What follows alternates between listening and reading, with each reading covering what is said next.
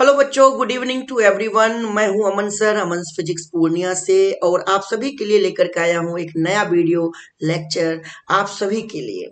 तो इस चैप्टर में ये जो हमारा वीडियो लेक्चर है, इसमें बेसिकली जो मैं चैप्टर लिया हूं वो है इलेक्ट्रोस्टैटिक्स, यानी स्थिर वैद्युत की। और जैसा कि आप जानते हैं कि इस चैप्टर का वेटेज वैसे ही रहता है जैसे हमारे बोर्ड एग्जाम में ऑप्टिक्स का वेटेज रहता है। तो ये दो चैप्टर हमारे लिए बहुत इंपॉर्टेंट होता है एग्जाम में मार्क्स को स्कोर करने के लिए। तो बच्चों, फटाफट एकदम तैयार हो जाइए, कलम कॉपी है बगल में ले लीजिए हमारे साथ क्वेश्चन का आंसर देने के लिए, और देखिए कि आप हमारे साथ कितना सही जवाब दे सकते हैं। ओके, आपकी कैसी तैयारी है और कितना सही आंसर आप दे पाते हैं। स्क्रीन पे तो आपको क्वेश्चन दिख रहा है ही। ओके, तो क्वेश्चन को जो है सुनते जाइए, जिस तरह से मैं बताता हूँ उस तरह से गौर करिए कि सर किस तरह से डील कर रहे हैं क्वेश्चन को, और किस तरह से क्वेश्चन को हम लोगों को आपको मतलब एग्जाम में सॉल्व करना है। ओके, तो बहुत ही ध्यान से क्वेश्चन को पढ़ना है। सबसे जरूरी चीज जो है वो है क्वेश्चन को पढ़ना। क्वेश्चन को पढ़िए पहले ध्यान से, उसके बाद ऑप्शंस को देखिए। समय का कोई टेंशन नहीं है ना। बहुत आसानी से आप 35 सवाल कर लोगे, बहुत आसानी से। इसीलिए क्वेश्चन को पहले पढ़िए, क्योंकि जरा से भी गलती होगी ना तो एक एक नंबर कटते कटते 5-7 नंबर कट जाएगा, जिसके कारण बाद में आप बहुत ही अफसोस करोगे। ओके बच्चों, तो मैं ये नहीं चाहता कि ऐसा आपके साथ हो।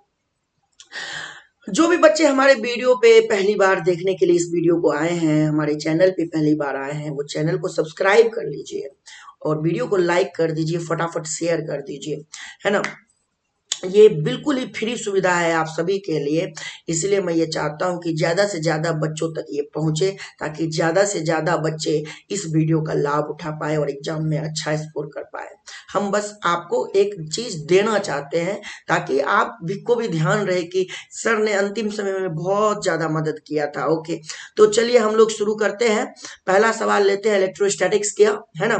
कह रहा है कि एक स्थिर विद्युत आवेश है, वह उत्पन्न करता है। क्या उत्पन्न करता है स्थिर विद्युत आवेश? तो अपने चारों ओर केवल और केवल विद्युतीय क्षेत्र उत्पन्न करता है, इलेक्ट्रिक फील्ड डेवलप करता है। नेक्स्ट क्वेश्चन में चलते हैं। कह रहा है एक बिंदु आवेश Q से R दूरी पर विद्युतीय क्षेत्र की तीव्रता का परिमाण क्या होता है? तो अगर कोई बिंदु आवेश Q है, वहां से R दूरी पर जा रहे हैं, तो इलेक्ट्रिक फील्ड का जो फॉर्मूला हो जाएगा वो होगा KQ/R²। और K का मतलब 1/4πε0 गुना में Q/R²। ऑप्शन नंबर बी सही हो जाएगा। नेक्स्ट क्वेश्चन में चलते हैं। कह रहा है किसी घिरे हुए बंद पृष्ठ पर विद्युतीय फ्लक्स भीतर स्थित आवेश का होता है, कितना गुना होता है? तो अपने को पता है कि सर फाइ क्लोज सरफेस से जो लिखते हैं वो भीतर का आवेश यानी बंद सतह के अंदर का आवेश और गुना में 1/ε0 होता है, यानी कि ऑप्शन में ए हो जाएगा। क्योंकि क्वेश्चन में कह रहा है भीतर स्थित आवेश का होता है, कितना गुना होता है? तो 1/ε0 गुना होता है। ऑप्शन ए करेक्ट करेंगे अपन लोग ध्यान से। ओके बच्चों, चले आगे बढ़े, है ना।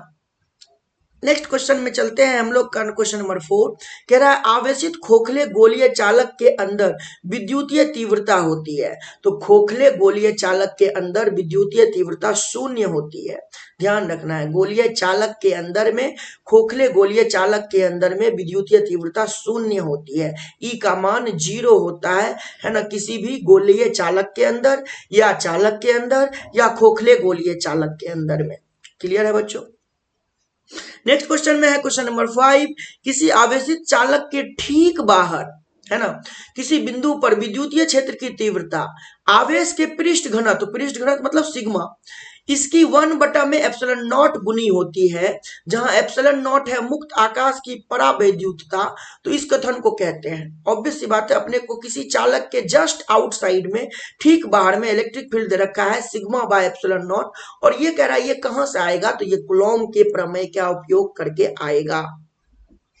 नेक्स्ट क्वेश्चन चलते हैं। क्वेश्चन नंबर 6, अनंत लंबाई वाले आवेशित बेलनाकार चालक के अक्ष से, बेलनाकार चालक के अक्ष से R दूरी पर विद्युतीय क्षेत्र होगा, R दूरी पर विद्युतीय क्षेत्र होगा। तो एक अनंत लंबाई का आवेशित बेलनाकार चालक ले लीजिए, डॉटेड लाइन दिखा दीजिए इसको इस तरह से, है ना।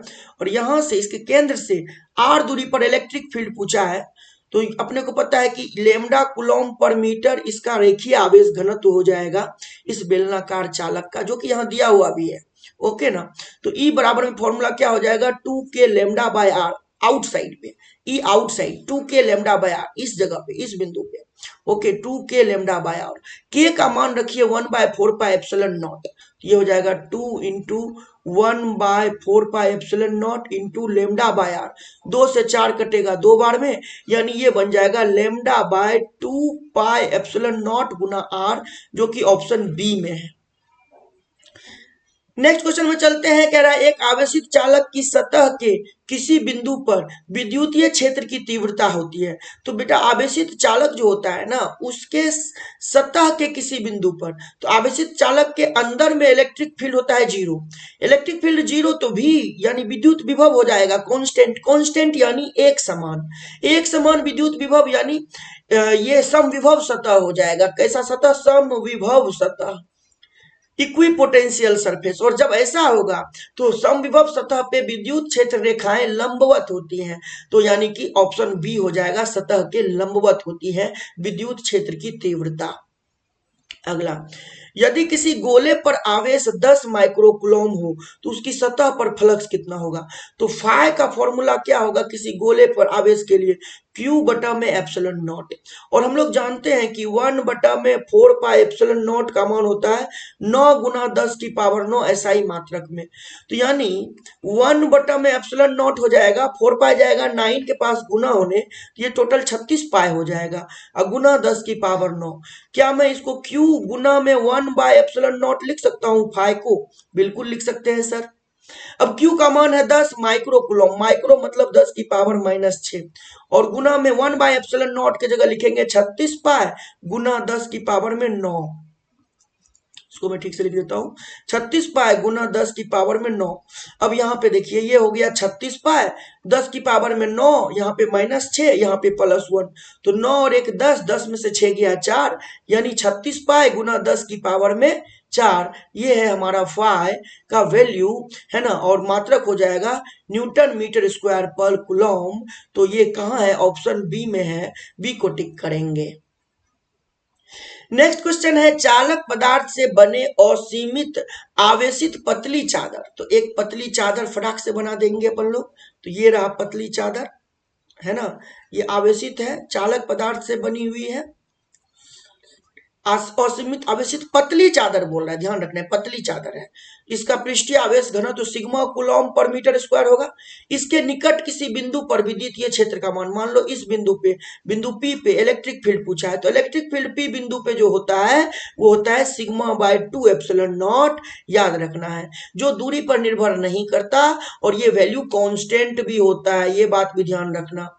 ये बात भी ध्यान रखना कि आवेशित पतली चादर जो है वो एक समान विद्युत क्षेत्र उत्पन्न करती है। ओके, तो यहाँ पे हो जाएगा ऑप्शन सी करेक्ट हो जाएगा, ऑप्शन सी को टिक करेंगे अपन लोग, 9 नंबर का answer sigma bye 2 epsilon not. चलिए आगे बढ़ते हैं, क्वेश्चन नंबर 10 कह रहा है, यदि समरूप, समरूप मतलब एक समान विद्युतीय क्षेत्र एक्स अक्ष की दिशा में हो, यानी इलेक्ट्रिक फील्ड जो है ना वो एक्स अक्ष की दिशा में है, तो समविभव सतह यानी तल किधर होगा। तो अपने को पता है कि सर समविभव सतह पे विद्युत क्षेत्र रेखाएं लंबवत होती है, लंबवत होती है मतलब समविभव सतह ये रहा, तो विद्युत क्षेत्र रेखाएं लंबवत होती है, तो ये अगर एक्स है तो ये मेरा हाथ जो होगा ये वाई जेड हो जाएगा, वाई और इधर जेड, ओके ना, तो वाई जेड हो जाएगा, यानी वाई जेड तल में हमारा समविभव तल होगा। नेक्स्ट क्वेश्चन कह रहा है, इनमें से कौन विद्युत क्षेत्र की तीव्रता का मात्रक है। तो अपने को पता है इलेक्ट्रिक फील्ड का फॉर्मूला F बाय Q, फोर्स का यूनिट न्यूटन और चार्ज का कूलॉम, न्यूटन पर कूलॉम, ऑप्शन डी को टिक करेंगे, सही हो गया। अगला क्वेश्चन, किसी दी गई दूरी पर स्थित दो इलेक्ट्रॉनों के बीच क्रियाशील गुरुत्वाकर्षण बल और विद्युतीय बल Fg और Fe है, तो इनका अनुपात क्या होगा। तो सर जी दो इलेक्ट्रॉन ये रहा अपना, क्या क्लियर है, एक इलेक्ट्रॉन यहाँ एक इलेक्ट्रॉन यहाँ, ठीक है, इनके बीच में अच्छा दूरी मान लेते हैं, तो एफ जी गुरुत्वाकर्षण बल का फॉर्मूला क्या लिखिएगा, जी m1 m2 bye R square, तो दोनों तो इलेक्ट्रॉन ही है, तो जी है ना, एम ई मतलब मास ऑफ इलेक्ट्रॉन दो बार गुना में लिखेंगे तो उसका स्क्वायर हो जाएगा, है कि नहीं, अपॉन में आर स्क्वायर, ये बन गया ग्रेविटेशनल फोर्स। कुलॉम फोर्स की बात करेंगे तो वो हो जाएगा के Q1 Q2, तो दोनों तो इलेक्ट्रॉन ही है, तो ई गुना ई स्क्वायर हो जाएगा अपॉन में आर स्क्वायर, और जब आप अनुपात करोगे ना तो आर स्क्वायर कट जाएगा। अब बस आपको वैल्यू लिखना है, तो देखो वैल्यू क्या क्या लिखना, जी की जगह लिखना 6.67 इंटू 10⁻11 एसआई में, के की जगह लिखना 9 इंटू 10⁻9 एसआई में, मास ऑफ इलेक्ट्रॉन की जगह लिखना 9.1 इंटू 10⁻31 केजी में, और इलेक्ट्रॉन का चार्ज लिखना 1.6 इंटू 10⁻19 कुलॉम, है ना, मैग्नीट्यूड में लिखना, ओके, तो माइनस मत लिखना, प्लस में ही लिखना 1.6 इंटू 10⁻19 कुलॉम। अब ये सारा वैल्यू जब रखोगे ना तो ये जो ऑर्डर आएगा वो आएगा 10 की पावर में -42, जो कि ऑप्शन डी में आपको मिलेगा। क्या क्लियर है? अगर यही उल्टा पूछता, अगर ऐसे पूछता एफ ही बटा में एफ जी का ऑर्डर क्या होगा, तब आंसर होता 10 की पावर 42। किसके लिए? दो इलेक्ट्रॉन के लिए, ये बात भी ध्यान रखना है, कभी एक इलेक्ट्रॉन एक प्रोटॉन दे देगा, कभी दो प्रोटॉन दे देगा, यहां दो इलेक्ट्रॉन दिया है, ठीक है ना। चलिए आगे चलते हैं, स्थिर विद्युतीय क्षेत्र क्या होता है, तो स्थिर विद्युतीय क्षेत्र यानी इलेक्ट्रिक फील्ड के बारे में पूछ रहा है, क्या होता है, तो कंजर्वेटिव फील्ड होता है, संरक्षी होता है। चलिए नेक्स्ट चलते हैं, क्वेश्चन नंबर 1 में है यहाँ पे विद्युतीय तीव्रता का मात्रक क्या होता है। बेटा ई का एक और फॉर्मूला होता है -dV/dx, और dV/dx को ना विभव प्रवणता बोलते हैं, ये बात भी ध्यान रखिए, विभव प्रवणता। और इसका मात्रक क्या होता है, विभव प्रवणता का ऐसा ही मात्रक, तो वोल्ट पर मीटर। ई का भी मात्रक क्या हो गया, वोल्ट पर मीटर हो गया, ऑप्शन बी को टिक करेंगे। निम्नलिखित में से किस राशि का मात्रक वोल्ट पर मीटर होता है, तो एक तो विद्युत क्षेत्र और दूसरा विभव प्रवणता, है ना, ऑप्शन में वो भी हो सकता था। चलिए ध्यान से नेक्स्ट क्वेश्चन पे चलेंगे, किसी द्विध्रुव को एक समान विद्युत क्षेत्र में रखा गया है तो उस पर परिणामी विद्युत बल कितना होगा। तो जब भी किसी किसी एक समान विद्युत क्षेत्र में जब भी किसी द्विध्रुव को रखा जाएगा, मान लो यहाँ पे -Q, यहाँ पे +Q, तो अपने को पता है +Q पे इलेक्ट्रिक फील्ड के डायरेक्शन में इलेक्ट्रोस्टैटिक फोर्स लगेगा, और -Q पे इलेक्ट्रोस्टैटिक फोर्स जो लगेगा वो इलेक्ट्रिक फील्ड के अपोजिट डायरेक्शन में लगेगा। और वैल्यू की बात करें तो मैग्नीट्यूड सेम होगा, है ना, क्योंकि E जो है वो हर जगह सेम है, एक समान विद्युत क्षेत्र में रखा है। अब डायरेक्शन में अपोजिट है, परिमाण में समान है, तो नेट फोर्स 0 हो जाएगा, तो ऑप्शन ए हमेशा शून्य। अगला क्वेश्चन कह रहा है विद्युत क्षेत्र E और विद्युत विभव V के बीच में संबंध क्या होता है। यहां देखिए ऑप्शन ए, E बराबर -dV/dx, अभी मैंने डिस्क्राइब किया इसके बारे में, है ना। नेक्स्ट क्वेश्चन, आवेशित खोखले गोले के अंदर विद्युतीय तीव्रता होती है। आवेशित खोखले गोले के अंदर, देखिए आवेशित है बट खोखला है, खोखला है, अंदर से खाली है। अब खाली है तो भले ही आवेशित, आवेश कहाँ होगा, सतह पे होगा, अंदर तो होगा नहीं, तो अंदर में जो इलेक्ट्रिक फील्ड होगा वो 0 होगा, ध्यान रखना है, ऑप्शन बी। क्या क्लियर है? क्या क्लियर है बच्चों? सर जी बिल्कुल क्लियर है, क्यों नहीं होगा क्लियर। नेक्स्ट क्वेश्चन में चलते हैं, कह रहा है यदि किसी खोखले गोलीय चालक को धन आवेशित किया जाए तो उसके भीतर का विभव क्या होगा। बेटा एक बात जान लो, विभव जो है ना वो आवेश की प्रकृति पर भी निर्भर करता है। अगर धन आवेशित है तो विभव भी धनात्मक, अगर ऋण आवेशित है तो विभव भी ऋणात्मक। क्लियर है? अब यहाँ पे तो एक खोखला गोलीय चालक ले लीजिए सर, इसका जो चार्ज है Q है, ठीक है ना, उसके भीतर का विभव, तो अपने को पता है कि अंदर में इलेक्ट्रिक फील्ड होता है 0, विभव होता है कांस्टेंट, और जो कि बराबर होता है सतह के विभव के बराबर, सरफेस के विभव के बराबर, और सतह का विभव होता है KQ/R। इसका मतलब अंदर में विभव जो होगा वो समान होगा, एक समान होगा, एक समान होगा कहां तक, सतह तक, एक समान होगा कहां तक समान होगा, केंद्र से लेकर के सतह तक विद्युत विभव एक समान होगा, ओके, केंद्र से सतह तक एक समान होगा, तो एक समान हो गया। प्लस आवेश धन आवेशित था तो धनात्मक होगा, तो आंसर हो जाएगा ऑप्शन बी, धनात्मक और समरूप। नेक्स्ट है आवेशित खोखले गोलाकार चालक के केंद्र पर, तो एक आवेशित खोखला गोलाकार चालक है, खोखला है, खाली है अंदर से, आवेशित है, ये लो क्यू दे दिया मैंने, कहाँ होगा क्यू, ये इसके सतह पे वितरित हो जाएगा। इसके केंद्र पर पूछ रहा है, सेंटर पे, सेंटर पे पूछ रहा है इलेक्ट्रिक फील्ड क्या होगा, तो अपने को पता है अंदर में तो इलेक्ट्रिक फील्ड जीरो होता है सर, चाहे कहीं भी हो, सेंटर पे भी हो तो भी। और केंद्र पे विद्युत विभव पूछ रखा है, विभव पूछ रखा है, तो ये तो जीरो नहीं होगा क्योंकि ये तो के क्यू बाय आर के बराबर होगा, है ना, मैंने अभी समझाया, ये रहा, सतह से केंद्र तक एक समान विद्युत विभव, क्या क्लियर है ना। तो विद्युत क्षेत्र तो शून्य होता है, विद्युत क्षेत्र तो शून्य होता है, लेकिन विभव शून्य नहीं होता है, ऑप्शन सी सही हो जाएगा। नेक्स्ट क्वेश्चन में आते हैं, क्वेश्चन नंबर 8, यदि समरूप मतलब एक समान विद्युत क्षेत्र एक्स अक्ष की दिशा में हो तो समविभव तल किस दिशा में होगा।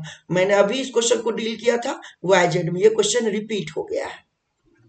नेक्स्ट क्वेश्चन, 2 कूलॉम आवेश को एक बिंदु से दूसरे बिंदु तक ले जाने में 20 जूल कार्य की आवश्यकता है, तो इन दोनों बिंदुओं के बीच में विभवांतर क्या होगा। तो सर विभवांतर का फॉर्मूला होता है W बटा में Q, है ना। W कहां से कहां, एक से दूसरे तक ले जाने में, यानी 1 पॉइंट से दूसरे पॉइंट तक ले जाने में, और वो कितना जूल किया, 20 जूल, और आवेश कितना, 2 कूलॉम, काटोगे कितना बार में होगा, 10 बार में, 10 वोल्ट, यानी ऑप्शन ए हो जाएगा हमारा।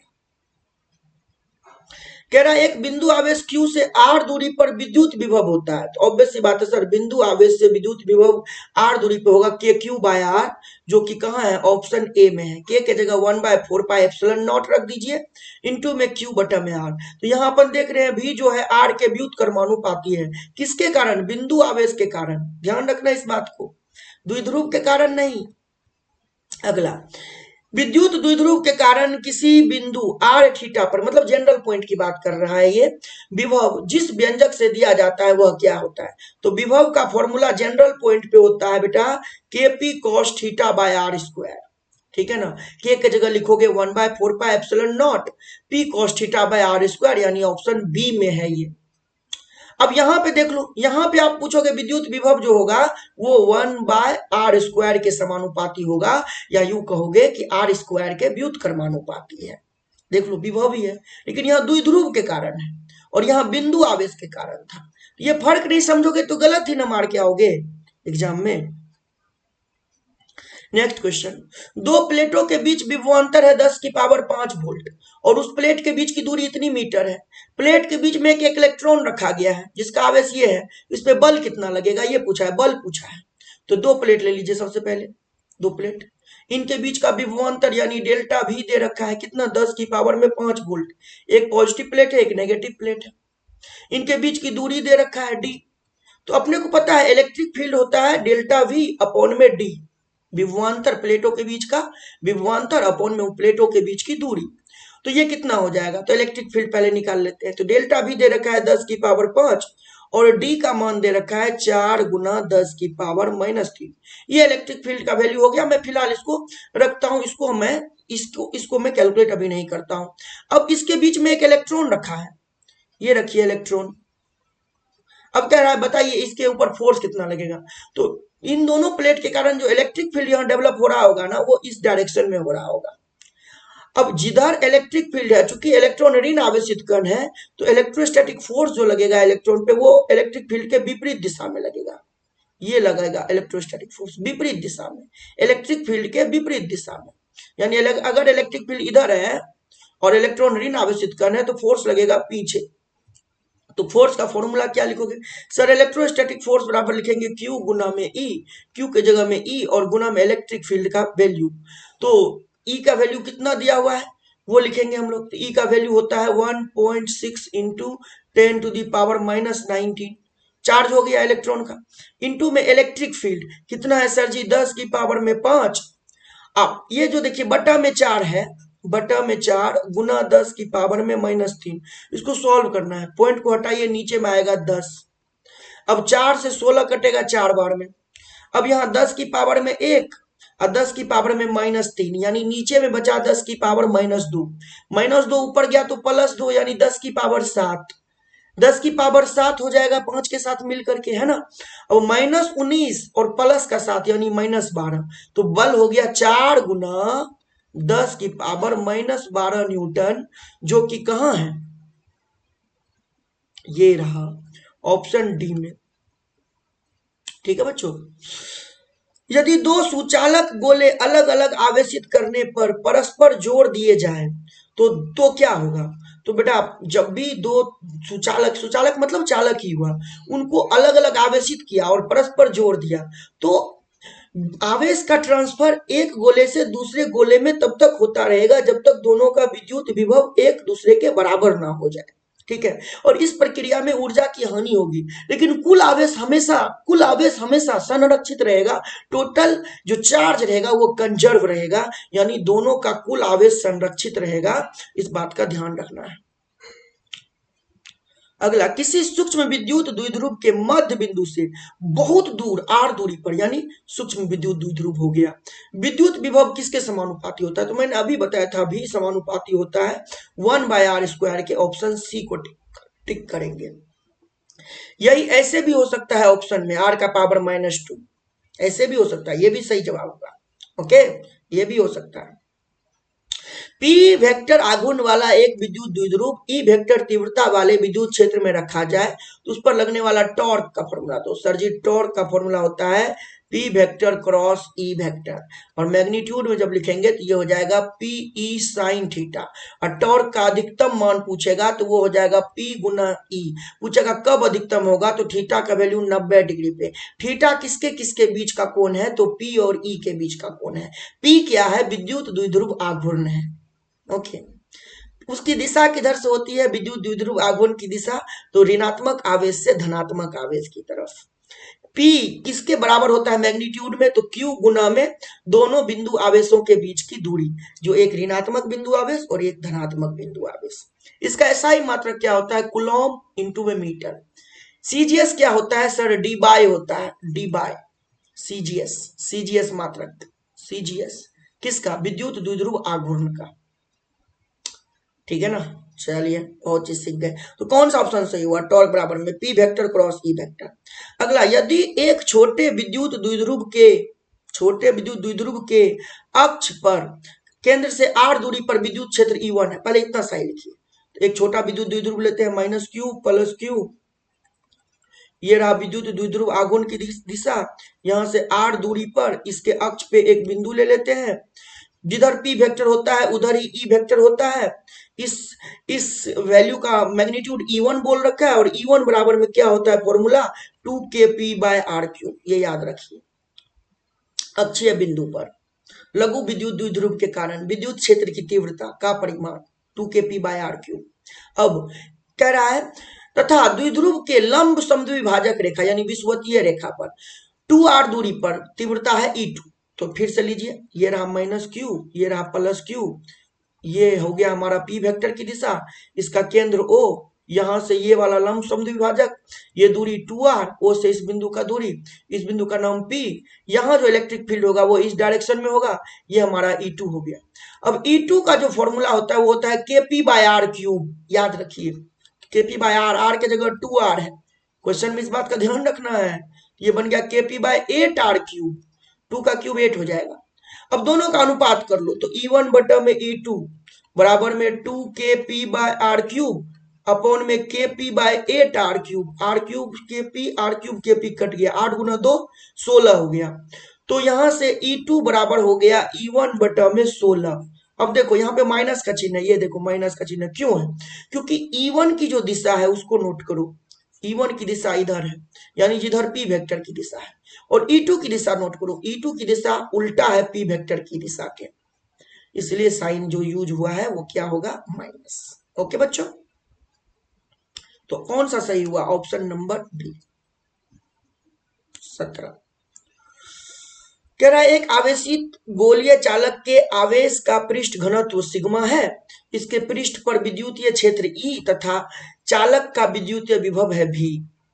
आवेश को नियत रखते हुए, यानी आवेश को कांस्टेंट रखना है, गोले की त्रिज्या को आधा कर देते हैं, तब गोले के पृष्ठ पर विद्युत क्षेत्र क्या होगा और विभव क्या होगा। चलिए, तो सबसे पहले मैं एक गोला ले लेता हूं, ये रहा गोला, इसकी त्रिज्या है r, और आवेश है Q। तो इसके सतह पर, इसके जस्ट बाहर जो इलेक्ट्रिक फील्ड होगा वो होगा सिग्मा बाय एप्सिलॉन नॉट। ठीक है ना, चूंकि आवेश को कांस्टेंट रखना है तो सिग्मा को बदलना पड़ेगा क्यू के टर्म में। तो सिग्मा बराबर होगा क्यू बटा में एरिया, और एरिया के जगह में लिखेंगे 4πr²। तो ये हो जाएगा क्यू बटा में 4πr² गुना में एप्सिलॉन नॉट, यानी ये बन गया 1/4πε0 Q/r², यानी ये बन गया KQ/r²। ये इलेक्ट्रिक फील्ड हो गया। यहीं पे विद्युत विभव हमका हमारा हो जाएगा KQ/r। विद्युत विभव मैं दूसरे मार्कर से लिख देता हूं, V बराबर हो जाएगा KQ/r। ये लो विद्युत विभव हो जाएगा। अब क्वेश्चन में क्या कह रहा है, आवेश को नियत रखते हुए, आवेश को नहीं बदलना है लेकिन त्रिज्या को आधा कर देना है। तो चलिए नया वाला एक जो है अपन लोग एक गोला ले लेते हैं। अब ये लो, ये लीजिए, आवेश को क्यों रहने दीजिए लेकिन त्रिज्या को कर दीजिए r/2। अब इलेक्ट्रिक फील्ड क्या हो जाएगा, जस्ट आउटसाइड पॉइंट पे। तो फॉर्मूला KQ/r² था, तो नया वाला इलेक्ट्रिक फील्ड ई डैश मान लेते हैं। तो आवेश को तो बदलना नहीं है तो क्यू को क्यू रहने दीजिए, लेकिन आर के जगह कर दीजिए r/2 और उसका स्क्वायर। 2 दूनी 4, 4 जाएगा ऊपर, यानी ये हो जाएगा 4KQ/r²। और KQ/r² पुराना वाला ई के बराबर था, तो यानी ये हो जाएगा 4E। 4E ऑप्शन ए और ऑप्शन बी में है, यानी सी डी तो गलत हो गया, ये और ये गलत हो गया। अब विद्युत विभव निकाल लेते हैं, देख लेते हैं कौन सा सही होगा। नया वाला विद्युत विभव हो जाएगा KQ बटा में R के जगह में r/2, 2 जाएगा ऊपर, 2KQ/r हो जाएगा, यानी ये हो जाएगा 2V, क्योंकि KQ/r V के बराबर है। यानी ऑप्शन कौन सा सही हो जाएगा, 17 का ऑप्शन ए सही हो जाएगा। बहुत अच्छा सवाल है, बहुत ही अच्छा सवाल है। ओके बच्चों, नेक्स्ट क्वेश्चन चलते हैं, क्वेश्चन नंबर 18। क्या कह रहा है, एक आवेशित गोलीय चालक के आवेश का पृष्ठ घनत्व सिग्मा है और इसके पृष्ठ पर विद्युत क्षेत्र ई है और विद्युत विभव वी है। यदि आवेश के पृष्ठ घनत्व को नियत रखा जाए, यानी सिग्मा को नहीं बदला जाए, और गोले की त्रिज्या को आधा कर दिया जाए, तो विद्युत क्षेत्र और विभव के मान क्रमशः होंगे। चलिए, मेरे को यहीं पे जगह चाहिए होगा तो मैं इस सब बाकी को मिटा दूंगा। आप तो नोट कर लिए होंगे, है ना, अदरवाइज ये वीडियो में रहेगा, वीडियो में नहीं मिटता है ये चीज, थोड़ा देखिएगा। इस बार न सिग्मा को हम लोगों को कांस्टेंट रखना है, तो बात सिग्मा के टर्म में है, सिग्मा को कांस्टेंट रखना है। चलिए ये सबको मिटा ही देते हैं, साफ ही कर देते हैं, है कि नहीं, देखते समझने में भी आसानी रहेगा। तो यहां हमारा जो है पृष्ठीय आवेश घनत्व सिग्मा है और त्रिज्या ले लेते हैं r। तो इलेक्ट्रिक फील्ड तो अपने को पता है सिग्मा बाय एप्सिलॉन नॉट होगा। सर जी ये बात तो क्लियर है, चालक के, गोलीय चालक के जस्ट बाहरी बिंदु पे इलेक्ट्रिक फील्ड या तो सिग्मा बाय एप्सिलॉन नॉट लिखिए या लिखिए KQ/r², जो अपन लोग लेकर के आए थे। फिलहाल इसका जरूरत नहीं है तो इसको हटा देते हैं। तो ये हो गया। और विद्युत विभव क्या होगा सर जी, तो KQ/r ये होगा। अब यहां तो Q आ गया, बट Q तो चाहिए नहीं, क्वेश्चन में तो सिग्मा के टर्म में बात हो रहा है, तो सिग्मा को बदलिए Q में। तो सिग्मा बराबर में Q बटा में एरिया के जगह में 4πr²। तो ये हो जाएगा K, Q के जगह में लिखिएगा आप सिग्मा गुना में 4πr², अब बटा में r। ये हो गया विद्युत विभव के लिए, r से r कट जाएगा, यानी विद्युत विभव हो जाएगा K गुना में 4π, इसको सही से लिखता हूं, 4πk गुना में सिग्मा इंटू में r। ये हो गया विद्युत विभव के लिए, ये हो गया इलेक्ट्रिक फील्ड के लिए। अब क्वेश्चन का दूसरा पार्ट क्या कह रहा है, पृष्ठ घनत्व को नियत रखते हुए त्रिज्या को आधा कर दिया, यानी सिग्मा सिग्मा ही है लेकिन r बन गया r/2। तो नया ई डैश जस्ट आउटसाइड क्या होगा, तो सर सिग्मा तो सिग्मा ही है, तो सिग्मा तो सिग्मे रह जाएगा, यानी इलेक्ट्रिक फील्ड नया वाला तो पुराने वाले के ही बराबर होगा, क्योंकि इलेक्ट्रिक फील्ड नया वाला भी अभी भी सिग्मा बाय एप्सिलॉन नॉट होगा, क्योंकि आप तो कह रहे हो कि सिग्मा को बदलना नहीं है, तो रहने दीजिए फिर, है ना, सिग्मा तो रहने दे रहे, सिग्मा को नहीं बदला जा रहा है। क्वेश्चन कह रहा है पृष्ठ घनत्व को नियत रखना है, तो यहां भी सिग्मा वहां भी सिग्मा था, तो इलेक्ट्रिक फील्ड नया वाला भी सिग्मा बाय एप्सिलॉन नॉट होगा, जो कि पुराने वाले के बराबर होगा, यानी ऑप्शन ए और डी में से ही कोई होगा, तो यानी बी और सी तो गलत हो गया। अब आगे बढ़ते हैं, वी की बात कर लेते हैं, विद्युत विभव। तो सर वी में देखिए ना, वी आर के प्रोपोर्शनल है, क्यों, क्योंकि ये तो कांस्टेंट होगा, 4 पाई और के। सिग्मा को भी आप नहीं बदल रहे तो भी समानुपाती होगा आर के। तो नया वाला भी कितना हो जाएगा, समानुपाती हो जाएगा। नया वाला भी और पुराने वाले भी में रिलेशन कर लेते हैं। चलो तो क्या लिखेंगे, नया वाला पुराना वाला भी बटा में नया वाला भी बराबर में समानुपाती, रेशियो में करेंगे तो समानुपाती हट करके इक्वल हो जाएगा क्योंकि कांस्टेंट कट जाएगा। बराबर में यहाँ पे आर और यहाँ पे कितना बेटा रे आर बाय टू, तो आर से आर कट गया, टू पलट के ऊपर अपने को पता चल गया वी बाय वी डैश जो कि टू है, यानी वी डैश चाहिए तो वी डैश हो जाएगा हमारा वी बाय टू, क्योंकि वी डैश जाएगा टू के पास, टू जाएगा नीचे।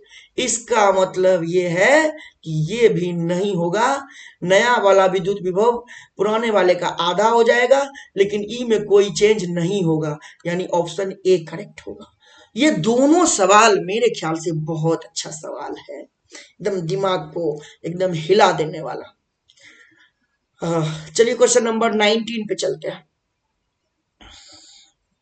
कह रहा है विद्युत क्षेत्र में किसी विद्युत द्विध्रुव को घुमाने में किया गया कार्य क्या होता है। तो अपने को पता है वर्क डन का फॉर्मूला, किसी विद्युत द्विध्रुव को जब विद्युत क्षेत्र में θ1 कोण से θ2 कोण तक घुमाते हैं तो वर्क डन का फॉर्मूला होता है Pe cos θ1 माइनस cos θ2।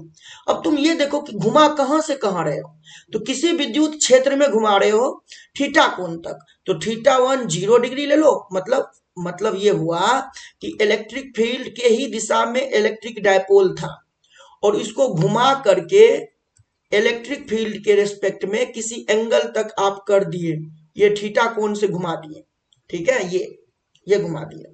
तो यहां से यहां करने में कितना वर्क करना पड़ा, तो θ2 की जगह थीटा लिखेंगे, cos 0 का मान होता है 1, तो ये बन जाएगा 1 माइनस का cos थीटा। वर्क डन का formula Pe into 1 minus cos theta option A में है, और ये आपका यूनिवर्सल फॉर्मूला है जो किसी भी जगह यूज होगा।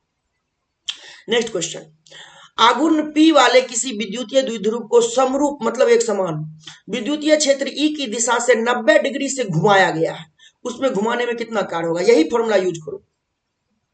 तो θ1 भाई θ1 अगेन 0 डिग्री लिखो, θ2 90 लिखो, तो मैं यहां लिख देता हूं Pe cos 0 डिग्री अब माइनस cos 90, cos 90 जीरो हो जाएगा, ये जीरो हो जाएगा, cos 0 का मान 1, एक में से जीरो गया एक, यानी 1 गुना Pe हो जाएगा, जो कि ऑप्शन नंबर सी में है कि नहीं। तो इस तरह से आपको कंसस पढ़ाई करनी पड़ेगी बेटा, बहुत ही एकदम जोर शोर मेहनत सब कुछ लगा दीजिए। अब कितना दिन बचा है, आज कितना तारीख हो गया, आज हो गया 6 हो गया, एक महीना बाद फिजिक्स का पेपर 5 फरवरी को है। तो मेरे ख्याल से आप फिजिक्स का पेपर आज दे चुके होगे, एकदम एंजॉय कर रहे होगे। एंजॉय कैसे करोगे, आज कोई और पेपर देने जाओगे, है ना। एंजॉय 2-3 दिन के बाद हो जाएगा आपका एग्जाम खत्म होने के, है कि नहीं। अभी फिलहाल नहीं होगा, अभी तो बिल्कुल एकदम पढ़ाई चल रही है, चलनी भी चाहिए, क्यों नहीं चलेगी, है ना। पूरा कोर्स कंप्लीट है, पढ़ाई एकदम दमखम से होना चाहिए। ये नहीं सोचना है कि अब हम सो जाते हैं, ये करते हैं, अरे सोने का समय निकाल दो, 1-2 घंटा कम सो। एग्जाम से जस्ट पहले वाले दिन दूसरे वाले दिन थोड़ा सो लेना बढ़िया से, अभी पढ़ो 4-5 घंटा सो और बाकी टाइम में पढ़ाई करो, मेहनत करो। अभी एकदम रगड़ो, ये मत समझो कभी ओवर कॉन्फिडेंस में मत आओ, नहीं हमको तो आता है हम तो कर ही लेंगे, ऐसा ओवर कॉन्फिडेंस नहीं, आता है तो भी करो। इससे क्या होगा ना, स्पीड बढ़ेगा, है ना। मैं जब एग्जाम देने गया था ना तो 1.5 घंटे के अंदर में पेपर करके पूरा रख दिया था, 1 घंटा 21 मिनट, है ना। और वो भी मैथ एडवांस का पेपर क्लास 10th में। वो ऐसा इसलिए हुआ था क्योंकि इतना बार मैंने क्वेश्चन बना लिया था ना कि मतलब फटाफट फटाफट क्वेश्चन बना, वही वही मैं चाहता हूं आप भी करो। ओके, नेक्स्ट क्वेश्चन है, निर्वात में 1 मीटर की दूरी पर स्थित प्रत्येक 1 माइक्रोकूलम के 2 बिंदु आवेशों की स्थिर विद्युतीय स्थितिज ऊर्जा क्या होगी। सबसे पहले ये समझ लो कि कोई बिंदु आवेश Q1 है और Q2 है, तो उसके बीच R दूरी है, तो स्थितिज ऊर्जा का फॉर्मूला होगा K Q1 Q2 bye R, जिसमें Q1 और Q2 को विद साइन प्लस या माइनस के साथ यूज करेंगे। प्लस दिया हुआ रहेगा दोनों तो दोनों प्लस लेंगे, दोनों माइनस दिया रहेगा तो दोनों माइनस, है ना। दोनों माइनस, एक प्लस एक माइनस दिया रहेगा तो एक प्लस के साथ लिखेंगे, एक को माइनस के साथ लिखेंगे, उस केस में यू माइनस में आएगा। अब यू का वैल्यू लिखेंगे, के की जगह 9 गुना 10 की पावर 9। 2 बिंदु आवेश दोनों 1-1 माइक्रोकूलम का है, तो माइक्रो का मतलब 10 की पावर -6, 10 की पावर -6, है ना। अपॉन में आर होता है, आर की जगह में 1 मीटर, हो गया सर जी। ये कितना हो जाएगा, 9 गुना 10 की पावर में -3 जूल। जूल जो कि कहाँ है, जो कि कहाँ है, ऑप्शन सी में है सर जी, ऑप्शन सी में है सर जी। तो U बराबर में K Q1 Q2/R बिल्कुल नहीं भूलना है, और Q1 और Q2 को विद साइन यूज करना है कि नहीं। अब आ गए हैं हम लोग कैपेसिटर पे। कैपेसिटर यानी धारिता। तो क्वेश्चन है पहला, किसी संधारित्र की धारिता का मतलब क्या होता है। बिल्कुल देरी नहीं करेंगे फैरेड को टिक करने में। C बराबर में Q/V, यानी 1 कूलम/1 वोल्ट बराबर में 1 फैरेड, याद रखिएगा ये भी। अगला, वायु में गोलीय चालक की धारिता किसके समानुपाती होती है। तो अपने को पता है गोलीय चालक दे रखा है, ध्यान रखिएगा, गोलीय चालक जिसकी त्रिज्या अगर R है तो C का फॉर्मूला होता है 4πε0 इंटू R। तो C समानुपाती हो गया R के, यानी गोले की त्रिज्या के। ओके, संधारित्र मत समझिए, ये गोलीय चालक है। अगला, जब समांतर पट्टिका वायु संधारित्र की पट्टिकाओं के बीच की दूरी, पट्टिका मतलब प्लेट के बीच की दूरी बढ़ती है तो इसकी धारिता क्या होती है। तो अपने को पता है वायु संधारित्र है तो समांतर प्लेट संधारित्र का फॉर्मूला होता है C बराबर में ε0 A/d। A है प्लेट का क्षेत्रफल, प्रत्येक प्लेट का क्षेत्रफल, D है प्लेटों के बीच की दूरी, और दूरी बढ़ रहा है, दूरी बढ़ेगा तो C घटेगा, बात खत्म। तो ऑप्शन बी। अरे इसमें तो 3 ही ऑप्शन है। अगला, समांतर पट्टिका वायु संधारित्र में जब वायु के स्थान पर उच्च परावैद्युत नियतांक का एक माध्यम रख देते हैं तब संधारित्र की धारिता क्या होती है।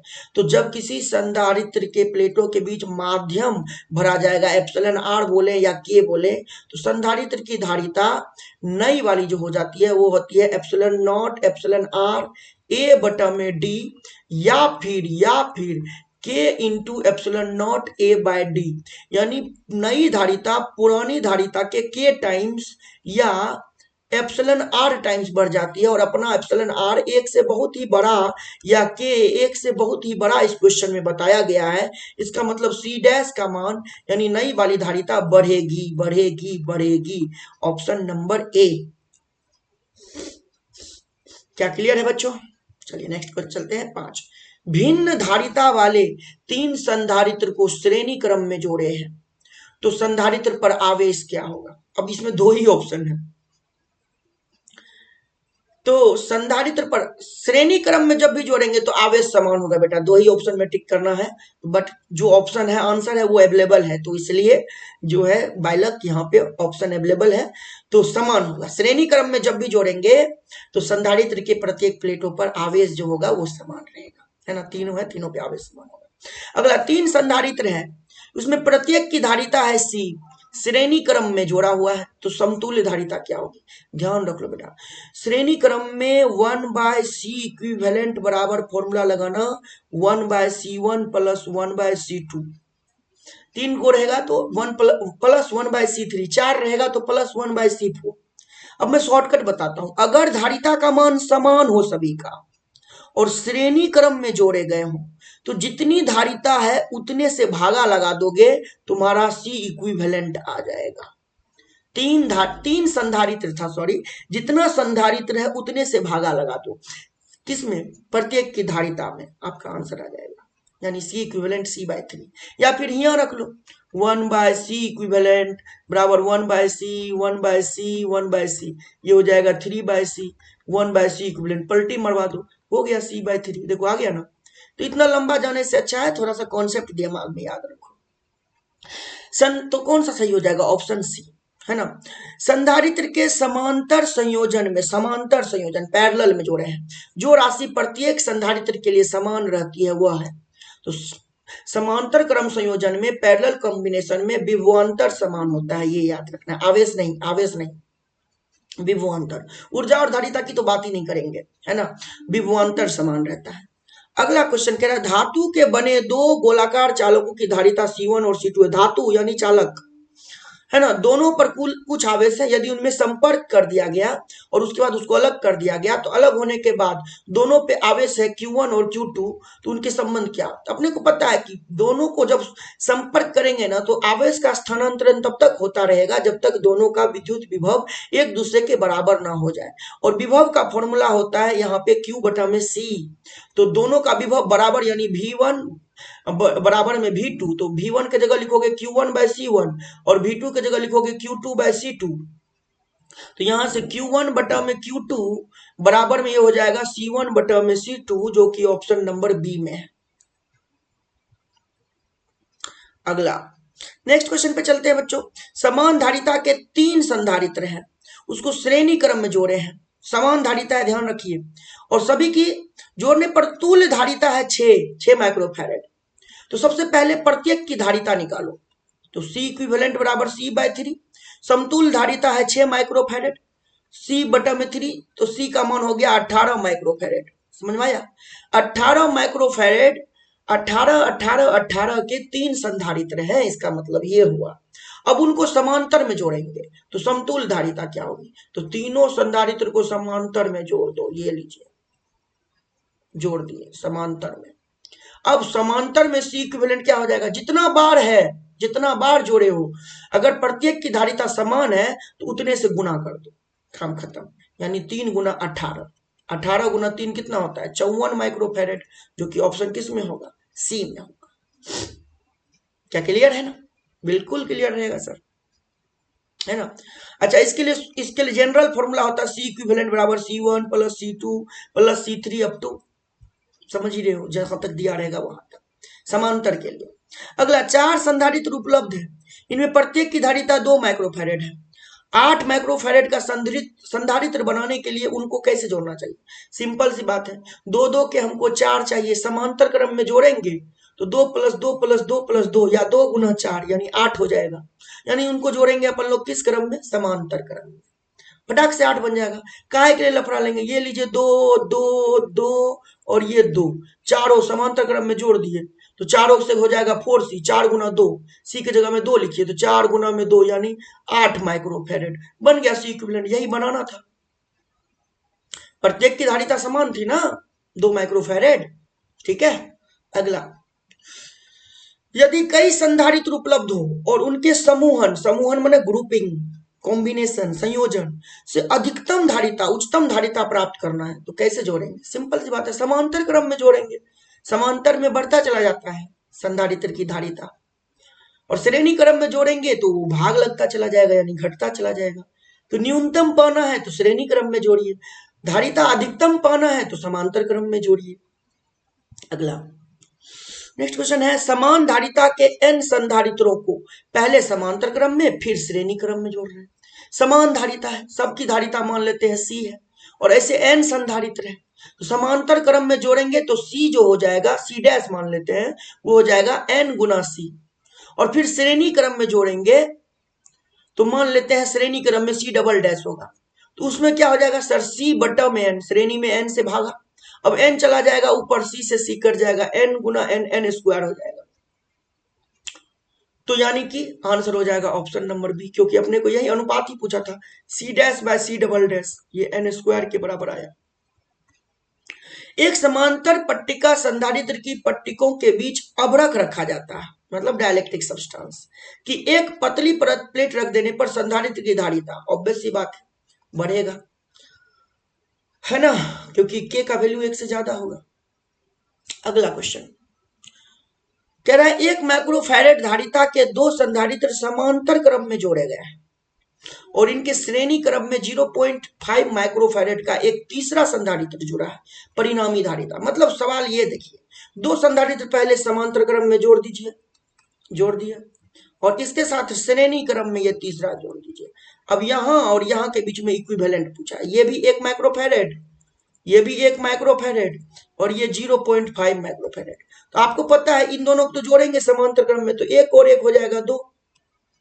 अब इन दोनों का क्या करेंगे सर, दोनों समान तो है नहीं, और दोनों श्रेणी क्रम में आ गया, तो वही फॉर्मूला यूज करेंगे, 1/C equivalent 1/C1 plus 1/C2, और इसी का शॉर्टकट होता है दोनों का गुना बाय में दोनों का जोड़, ठीक है, तो दोनों का गुना यानी 2 गुना 0.5, अब बटा में दोनों का जोड़ यानी 2.5, तो ऊपर हो गया 1 बटा में 2.5, ठीक है ना, 1 बटा में 2.5। तो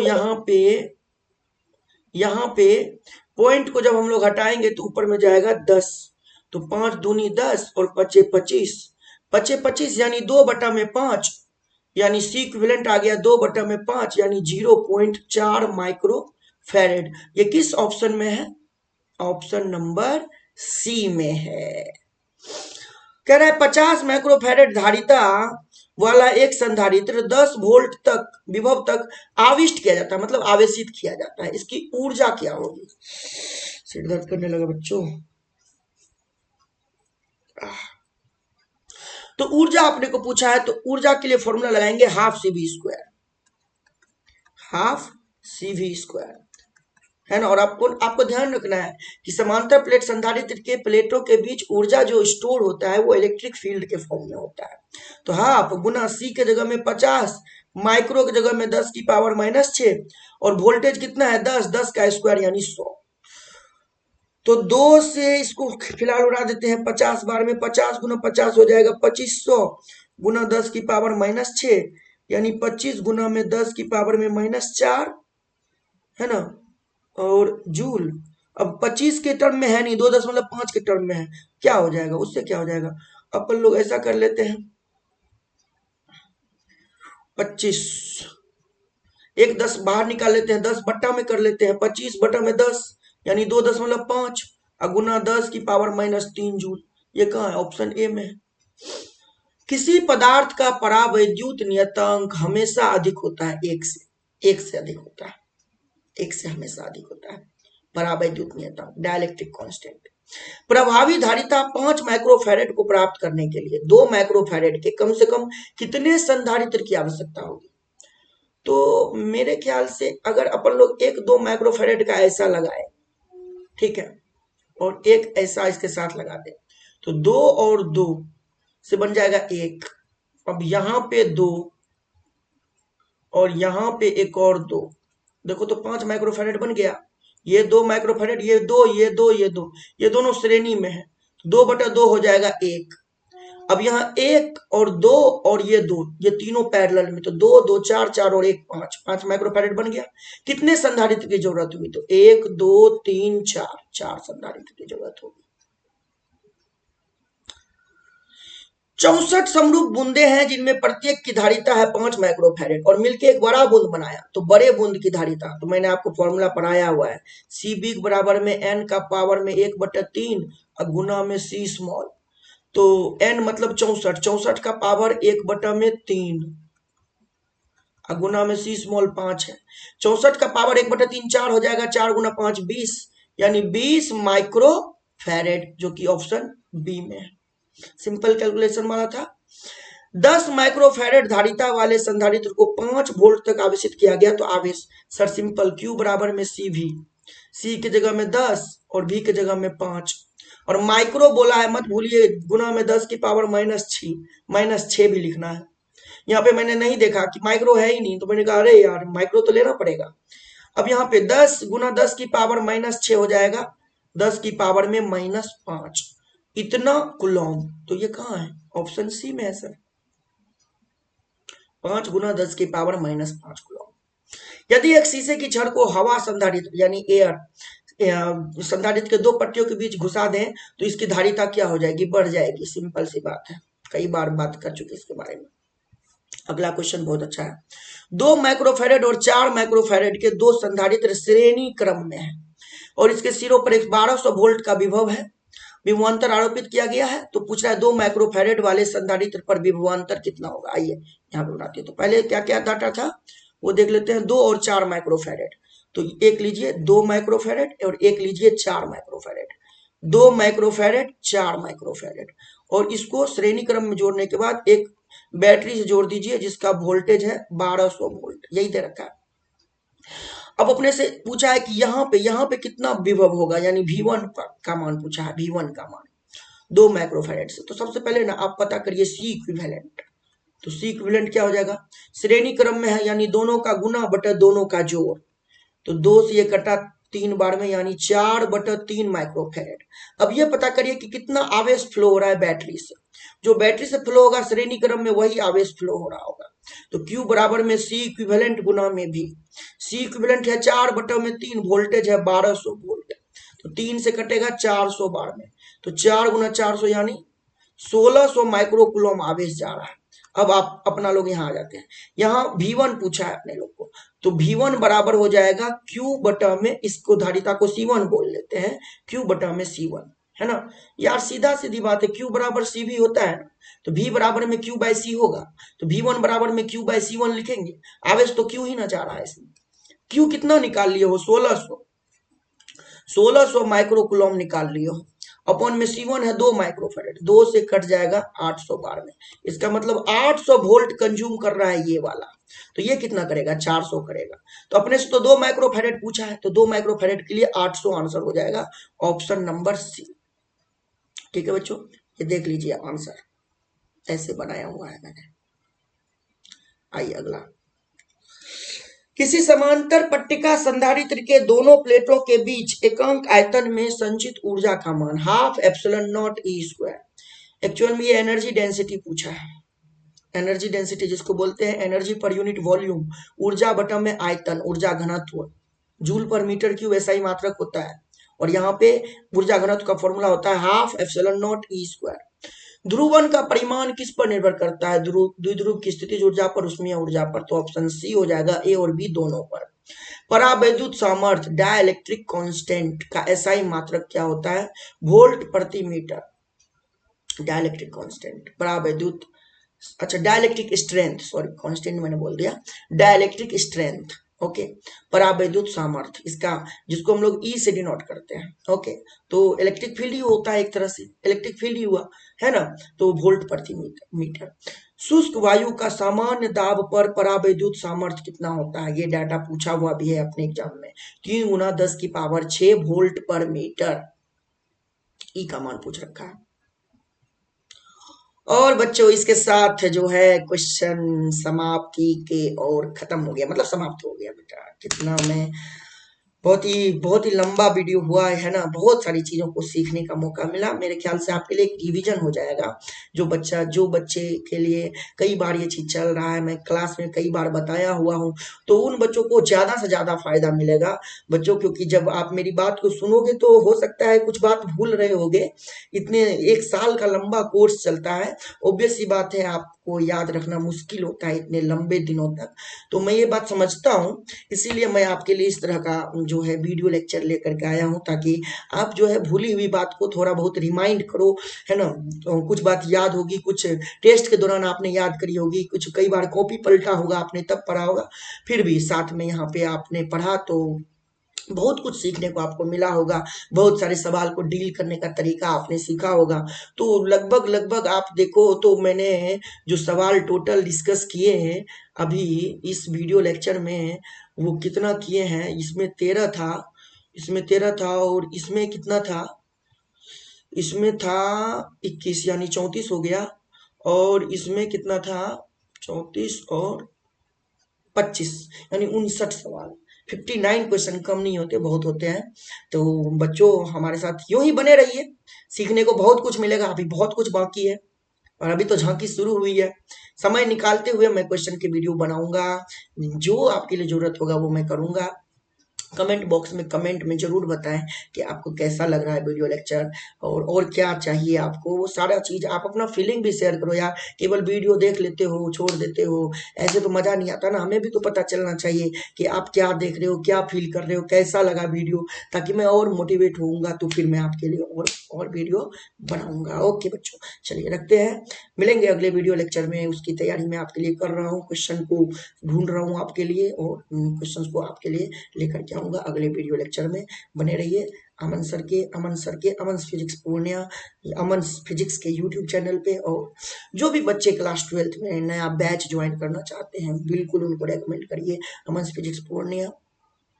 ताकि उन बच्चों को पढ़ने का बहुत अच्छा मौका मिले, पढ़ पाए, सीख पाए, जान पाए, क्यों में विश्वास करे, पूछना सीखे क्लास में, और जो है सही आंसर जान पाए। तो मैं बस यही चाहता हूँ कि पूर्णिया के बच्चों को अच्छी से अच्छी पढ़ाई मिले, मेरा बस यही है। चलिए बच्चों, तो मिलेंगे अगले वीडियो लेक्चर में। बने रहिए अमन फिजिक्स पूर्णिया पे। Thank you so much, take care.